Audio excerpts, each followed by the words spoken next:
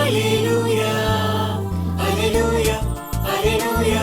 ఇది సమయం, ఓ మీరు మన్నా సమయం, ఉదయకాలపు బంగారు వాక్య వాగ్దాన సమయం. ఆదరించి బలపరచే ఓ మేరు మన్నా, మార్గం చూపి నడిపించే ఓ మేరు మన్నా, వాక్య వాగ్దాన సమయం, ఓ మేరు మన్నా సమయం. Praise the Lord. Good morning. ఓ మీరు మన్నా ఈరోజు బంగారు వాక్య వాగ్దానానికి స్వాగతం. బాగున్నారు కదా? మహాదేవుని కృప చేత మీరందరూ క్షేమంగా ఉండాలని ఉన్నారని ప్రార్థిస్తూ మీ కొరకు పలుమార్లు ప్రభు సన్నిధిలో విజ్ఞాపన చేస్తూ ఉన్నాం ప్రియులారా. అవునండి, లోకంలో ఎంతో భయంకరమైన పరిస్థితులు ఉన్నప్పటికీ నన్ను ఎంతో సురక్షితంగా ఉంచినందుకు ఈ ఉదయకాలమే లేచి దేవుని యొక్క వాక్యం చదువుకుని ప్రార్థన చేసుకుని ప్రభు కృతజ్ఞతాస్తుతులు చెల్లించారని చెప్పి నమ్ముచూ ఉన్నాను. రండి, దినం ప్రభు మనకిస్తున్న మాటలను వాగ్దానాలను మనం విని ఆశీర్వదించబడదాము. మరి సామెతల గ్రంథం 3వ అధ్యాయం 3వ వచనంలో ఇలాగ వ్రాయబడి ఉంది, దయను సత్యమును ఎన్నడును నిన్ను విడిచి పోనివ్వకోము. దేవునికి మహిమ కలుగును గాక. Proverbs 3:3 let love and faithfulness never leave you. దేవునికి మహిమ కలుగును గాక. ప్రియులారా, దయా సత్యము నిన్ను ఎన్నడూ కూడా విడిచిపోనివద్దు అంటా ఉన్నాడు. అవునండి, ఎందుకంటే దయా సత్యము ఎవరంటే యేసయ్యేనండి. ఆయన దయామయుడు అని పిలువబడ్డాడండి. ఆయన సత్యవంతుడని పిలువబడ్డాడు. దేవునికి స్తోత్రం. దయతో ఆయన మరి కరుణతో ఆయన కరిగిపోయినట్లుగా మనం చూస్తూ ఉన్నామండి.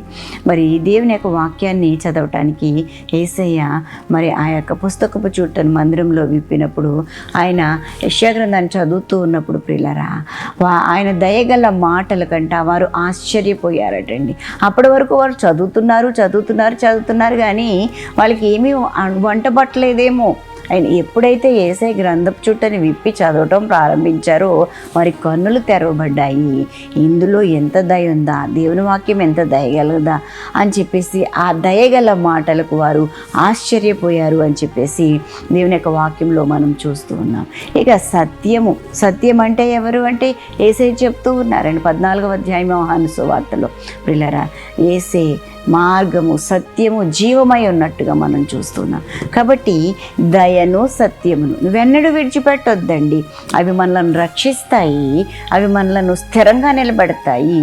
సత్యవంతులుగా, న్యాయవంతులుగా, నీతిపరులుగా నిలబెట్టేది ఏమిటయ్యా అంటే దేవుని దయ. దేవునికి స్తోత్రం కలుగుగాక. కాబట్టి మనం చాలామంది దయగలిగిన లక్షణాన్ని మర్చిపోతూ ఉంటారండి. ఇతరుల పట్ల కనికరమే చూపకుండా ఉంటూ ఉంటారు. క్రైస్తవులని పేరు పెట్టుకుంటారు కానీ చాలా కర్కశంగా ఉన్న వాళ్ళు కూడా కనబడుతూ ఉంటారు. అలా మనం ఉండడానికి వీల్లేదు. పగతో రగిలిపోవడానికి వీల్లేదు. ప్రేమ చూపించాలండి ఇతరుల పట్ల, మరి సహోదరుల పట్ల, స్నేహితుల పట్ల ప్రేమను మనము విడిచిపెట్టొద్దు అని చెప్పి మనం చేస్తాం. దయను మనం విడిచిపెట్టొద్దండి. సత్యమైన యేసయ్యను కలిగి ఉన్నాం కాబట్టి సత్యవంతుడైన దేవుని పిల్లలంగా మనము జీవించాలి. ఎందుకంటే యోహాను పత్రికల్లో మనం చూస్తూ ఉంటే మీరందరూ సత్యమును అనుసరించి నడుచుకున్నారని వినడం కంటే నాకు మరింత సంతోషం ఏమీ లేదని ప్రభు చెప్తూ ఉంటారండి. ప్రియులారా, మనతో మాట్లాడుతూ ఉంటారు. అంటే యోహాను భక్తుడు రాస్తున్న మరి ఆ యొక్క పుస్తకాల్లో తన శిష్యులకు లేకపోతే తాను ప్రేమించిన వారికి రాస్తూ ఆ మాటలు చెప్తున్నాడు. మన జీవితాల్లో కూడా అంతే కదా. మనం దయను సత్యాన్ని విడిచిపెట్టకుండా ఉన్నామన్న సంగతి ప్రభు చూస్తూ ఉన్నప్పుడు ఎంత సంతోషిస్తాడండి. ప్రియ దేవుని బిడ్డలారా, దొంగలుగాను మరి వ్యభిచారులుగాను త్రాగుబోతులుగాను ఉంటే ఏ తల్లిదండ్రులైనా తమ బిడ్డలను బట్టి సంతోషిస్తారా? సంతోషించరు కదా. మీ అబ్బాయి చాలా నీతిమంతుడండి, మీ అమ్మాయి చాలా పవిత్రురాలండి అని ఎవరైనా మరి మీ పిల్లల కోసం సర్టిఫికేట్ ఇస్తే ఎంత సంతోషిస్తూ ఉంటాం. అలాగే నా ప్రభువు మనలను గూర్చి అలాగూ వినాలని చెప్పి ఎదురు చూస్తూ ఉన్నాడండి. దయా సత్యము ఎన్నడూ నిన్ను విడిచిపోనివద్దు అని చెప్పి దేవుని యొక్క వాక్యం మనకి మనవి చేస్తూ ఉంది. అంతేకాదట, మరి వాటిని హృదయం అనే పలక మీద వ్రాసుకోవాలట. వాటి కంఠభూషములుగా వాటిని మనం ధరించుకోవాలని చెప్పి దేవుని యొక్క వాక్యంలో మనం చూస్తూ ఉంటామండి. దేవునికి స్తోత్రం.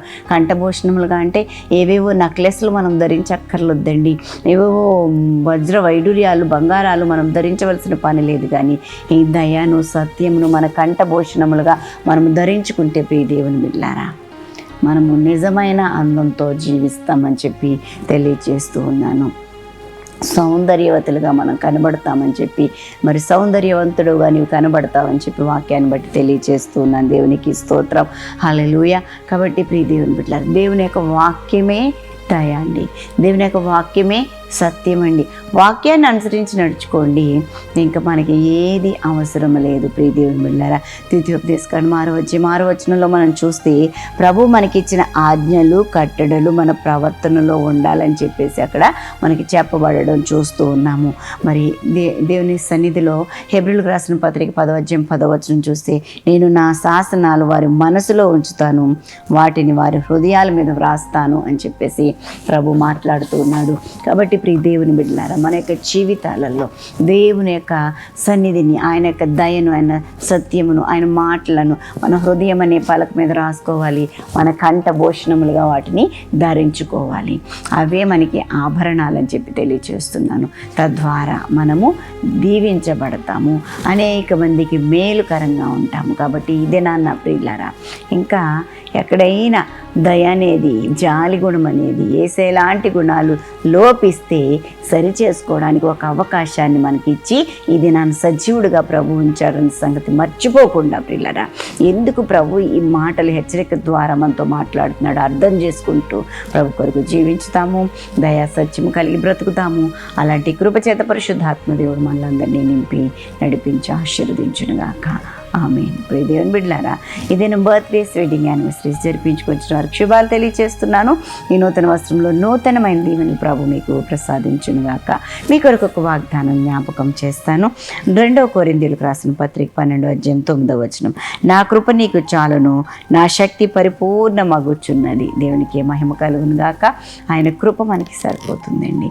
మరి నూతన వస్త్రములను కడుగుపెట్టిన మీ జీవితాల్లో ఆయన కృపతో నింపబడి ఆశీర్వదించబడాలని చెప్పి తెలియజేస్తున్నాను. ప్రార్థన చేస్తాను, నాతో ఏకీభవించండి. ప్రభువా, మీకు వందనాలు చెల్లిస్తూ ఉన్నాను నాయన తండ్రి. ఈ వాక్య భాగం వింటున్న ప్రతి ఒక్క బిడ్డ తండ్రి దయను సత్యమును తమ కంఠపోషణను ధరించుకుంటూ ఈ సింధులో నిందారహితంగా జీవించే భాగ్యం దయచేయండి. దిన దీవెనలను అనుగ్రహించండి. ప్రయాణాల్లో, పనులలో, ఉద్యోగ ధర్మాలు నిర్వర్తించట్లో మీ సన్నిధి తోడుగా ఉంచండి. ఇంకా ఎవరైనా ఈ దినాన్ని బట్టి చీకులో, చింతలో, వ్యాధులు, కష్టంలో, ఇరుకులు, ఇబ్బందులు ఉంటే విడిపించి రక్షించండి ప్రభు. నీ మహిమగల హస్తాలకు మా బిడ్డలను సమర్పించుకుంటూ ప్రభు మీరే నాయన తండ్రి ఈ దినమంతా కూడా నీ సన్నిధి ఉంచండి. ఇంకా ఎవరైనా ఈ దినాన్ని బట్టి నాయన నన్ను చీకులు, చింతలు, వ్యాధులు, కష్టం, ఇరుకులు, ఇబ్బందులు, అసహనంలో ఉండి ప్రభు నలిగిపోతూ ఉంటే నాయన, అప్పుల్లో ఉంటే ప్రభు, ఆర్థిక ఇబ్బందులు వెళుతుంటే నాయన, గృహాల కొరకు కష్టపడుతూ ఉంటే ప్రభు నాయన, మా కష్టాలన్నిటినీ తీర్చే దేవుడు ప్రభు, శ్రమలన్నిటిని విడిపించే దేవుడు ప్రభు, నీ సన్నిధి కాంతి బిడ్డలపై ఉదయింపు చేసి నడిపించమని బిడ్డలను ఆశీర్వదిస్తున్నాం. పరమందుని మీరు దీవించండి ప్రభా. మీరే పోషకుడుగా, సంరక్షకుడుగా, ఆలోచనకర్తగా ఉండండి. ఆయుష్, ఆరోగ్యము, గౌరవ ప్రభావముల చేత నింపి నడిపించండి. యేసు నామం అడిగి వేడుకుంటూ ప్రార్థిస్తున్నాం తండ్రి. ఆమేన్. మన తండ్రిని దేవుని ప్రేమ, కుమారుడైన యేసుక్రీస్తు కృప, పరిశుద్ధాత్మ దేవదేవుని అన్యోన్య సహవాసము బిడ్డలెల్లరికూ సదా తోడై ఉండును గాక. ఆమేన్. ఆమేన్. Have a wonderful day. God bless you all.